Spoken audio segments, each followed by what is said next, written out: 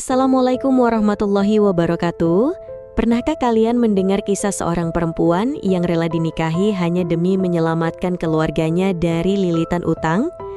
Zahra adalah salah satunya. Ia bukan hanya mempertaruhkan harga diri, tapi juga seluruh masa depannya. Dari kampung terpencil di Jawa Timur hingga lorong-lorong kelam Taiwan, inilah kisahnya. Kalau pernah dengar kisah seperti ini, tulis di kolom komentar ya. Selamat datang di Vega Story, tempat di mana kisah-kisah fiksi inspiratif TKW dari balik dunia malam kami hadirkan dengan cara paling menyentuh. Jangan lupa like, subscribe, dan nyalakan lonceng, karena setiap cerita punya pelajaran yang tak terduga. Zahra adalah anak sulung dari 5 bersaudara. Lahir di pelosok Jember, hidupnya sederhana. Ayahnya buruh tani dan ibunya sering jatuh sakit karena komplikasi lambung. Satu-satunya harapan Zahra adalah bisa menyekolahkan adik-adiknya dan menyembuhkan ibunya. Tapi utang keluarga makin menumpuk setelah tanah warisan tergadai demi biaya berobat. Di saat terjepit, datanglah seorang agen yang menawarkan kerja sebagai ART di Taiwan. Gajinya besar, Bu. Bisa lunasin utang dan sisanya buat beli sawah. Begitu katanya. Zahra tak pikir panjang. Ia pun pamit dengan peluk haru. Dalam hati ia berjanji, aku harus kuat demi ibu, demi keluarga. 3 bulan kemudian Zahra mendarat di Taiwan, menjadi pembantu rumah tangga di rumah seorang pengusaha tua. Hari-harinya penuh lelah, namun ia tetap bertahan. Tapi siapa sangka, itu baru awal dari segalanya. Hari-hari Zahra sebagai ART tak mudah. Ia sering dimarahi karena bahasa yang belum lancar. Setiap hari ia menyapu, mengepel, dan memasak dalam diam. Tak jarang menangis di kamar mandi, merindukan ibu yang sering sakit di kampung. Suatu malam, saat sedang belanja di pasar Taiwan, Zahra bertemu dengan Sari, sesama TKW yang sudah lebih dulu di Taiwan. Mereka ngobrol dan cepat akrab. Sari bertanya, "Zahra, kamu mau nggak dapat penghasilan 3 kali lipat dari gaji ART?" Zahra menggeleng. "Kerja apa emangnya?" Sari hanya tersenyum samar. "Kerja malam, tapi aman kok. Banyak yang dari kampung juga gitu." Zahra awalnya menolak, tapi saat mendengar bahwa ibunya kambuh dan butuh biaya rumah sakit sebesar 20 juta, pikirannya berubah. Agen di kampung juga menghubungi, menagih cicilan announcing. Sementara gaji ART-nya tak cukup. Dalam keputusasaan, Zahra akhirnya menerima tawaran Sari. Malam pertama di klub malam itu membuat lutut Zahra gemetar. Dentuman musik, lampu redup, dan lelak jadi dunia barunya. Ia hanya disuruh temani tamu minum katanya. Tapi malam-malam berikutnya makin dalam. Lama-lama, Zahra jadi andalan. Cantik, muda, dan wajahnya masih lugu. Banyak tamu berebut, termasuk seorang pria kaya keturunan Taiwan bernama Mr. Liang. Awalnya hanya tamu tetap, lalu berkembang menjadi hubungan khusus. Besok paginya, Zahra memandangi wajahnya di cermin hotel tempat Mr. Liang biasa menginap bersamanya. Wajahnya tetap cantik, makeup tipis, bibir merah muda, dan rambut hitam panjang yang tergerai. Tapi di balik itu semua, matanya menyimpan luka. Luka batin yang sudah terlalu lama ia sembunyikan di balik senyum manis dan tubuh yang dilirik semua pria. Ia menghela nafas panjang. Aku sudah sampai sejauh ini, tapi kenapa hati ini tetap kosong? Zahra bukan gadis desa polos lagi. Ia kini wanita paling dicari di klub malam tempatnya bekerja. Banyak pria rela menghamburkan uang hanya untuk duduk di sebelahnya. Bahkan bos-bos besar Taiwan menyebut namanya. Tapi yang paling mendominasi hidupnya adalah Mr. Liang. Pria kaya raya, pemilik beberapa klub malam. Zahra sudah seperti milik pribadinya. Dengan Mr. Liang, ia tak kekurangan apapun. Rumah apartemen mewah disiapkan, mobil putih keluaran terbaru ada di parkiran, uang bulanan mengalir lebih dari gaji PNS 1 tahun. Tapi semua itu dibayar dengan kontrol penuh. Zahra dilarang kerja di tempat lain, dilarang angkat telepon dari pria manapun, dan yang paling menyakitkan, ia tak boleh pulang kampung. Suatu malam, terjadi pertengkaran besar. Mr. Liang cemburu karena Zahra tersenyum pada pelanggan VIP baru. Kata-kata kasar dilontarkan, barang-barang dilempar.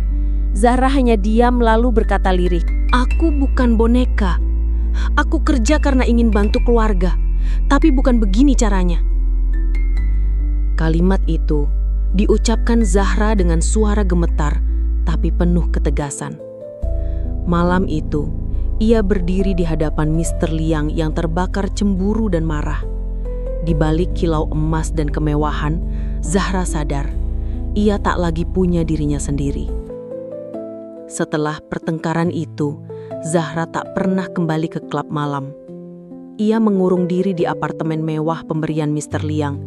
Tirai tertutup, ponsel dimatikan, dan dunia seolah ia hentikan sejenak. Ia duduk berjam-jam menatap kosong keluar jendela, mencoba menjawab satu pertanyaan. Masihkah aku punya jalan pulang? Dan di saat semua hening, Zahra akhirnya ambil keputusan. Setelah malam itu, Zahra tak kembali ke klub. Ia tinggal diam di apartemen selama beberapa hari. Lalu tanpa pemberitahuan, ia menjual mobil mewahnya dan menarik seluruh saldo yang diberi Mr. Liang. Bukan untuk kabur, tapi untuk pulang dengan tenang. Ketika Zahra turun dari mobil travel di kampung halamannya, semua orang terdiam. Ia tampil anggun dengan gamis dan kerudung sederhana, membawa koper besar dan langkah tenang. Di belakangnya, mobil Fortuner putih yang dikendarai sopir sewaan menunggu. Ibunya keluar rumah dengan mata berkaca-kaca. Zahra tersenyum memeluk ibunya erat. "Bu, Zahra pulang. Zahra sudah lunasi semua utang, Zahra sudah beli sawah, dan rumah ini nanti kita renovasi ya." Tangis pun pecah. Zahra sudah melewati jalan yang gelap, tapi kini pulang membawa cahaya dan harta yang cukup untuk memulai lembaran baru. Setelah pulang, hidup Zahra berubah total. Ia bukan lagi gadis desa yang dulu pergi membawa luka dan utang, tapi perempuan mandiri yang kembali dengan harta dan kehormatan. Rumah tuanya perlahan direnovasi, sawah baru mulai ditanami, dan warung sembako kecil di depan rumah mulai ramai pembeli. Warga desa mulai bertanya-tanya, kerja apa Zahra di luar negeri, bisa pulang bawa mobil dan tanah? Tapi Zahra hanya tersenyum. Ia tahu, tak semua cerita harus diceritakan. Beberapa luka cukup disimpan sebagai pelajaran hidup. Meski sudah punya segalanya, Zahra tetap sederhana. Ia lebih banyak diam, lebih suka membantu diam-diam. Dalam hati ia tahu, uang itu pernah ia dapat dari jalan yang kelam. Tapi ia ingin menebusnya dengan kebaikan. Setiap malam, Zahra duduk di teras rumah sambil menatap langit. Ia teringat semua prosesnya, dari pembantu rumah tangga, lalu masuk dunia malam, jadi rebutan pria, sampai jadi simpanan bos klub malam. Ia menangis, bukan karena menyesal sepenuhnya, tapi karena akhirnya bisa pulang dengan kepala tegak. Suatu malam, ibunya berkata pelan,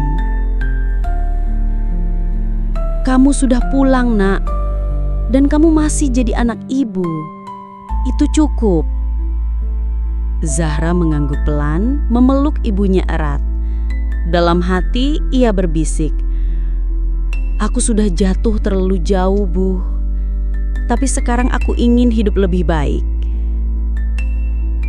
Karena tak semua luka bisa terlihat, tapi dari cerita kita bisa belajar.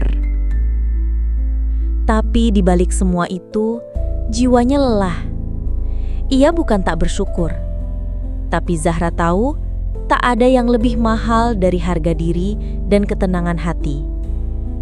Kini, setelah semua yang dilaluinya, Zahra memilih hidup sederhana. Ia tidak lagi mengejar pengakuan, tidak pula membanggakan harta. Ia hanya ingin menebus masa lalu dengan berbagi dan memperbaiki diri. Dari wanita malam, kini ia jadi perempuan tangguh yang kembali pada jalan yang lebih bersih. Kisah Zahra bukan tentang benar atau salah, tapi tentang pilihan, tentang keberanian untuk berubah, dan tentang bagaimana seseorang bisa pulang meski pernah tersesat sangat jauh. Dan mungkin ada banyak perempuan lain di luar sana yang sedang berada di posisi yang sama. Terjebak karena keadaan, terlilit utang, dipaksa memilih jalan gelap demi menyelamatkan keluarga. Untuk kalian yang merasa seperti itu, yakinlah masih ada jalan untuk kembali. Masih ada Allah yang selalu membuka pintu ampunan. Semoga kisah ini jadi pelajaran bagi kita semua. Tulis di komentar, saya percaya semua orang berhak dapat kesempatan kedua. Jangan lupa like, subscribe, dan nyalakan lonceng karena setiap kisah di Vega Story menyimpan pelajaran hidup yang tak pernah kita sangka.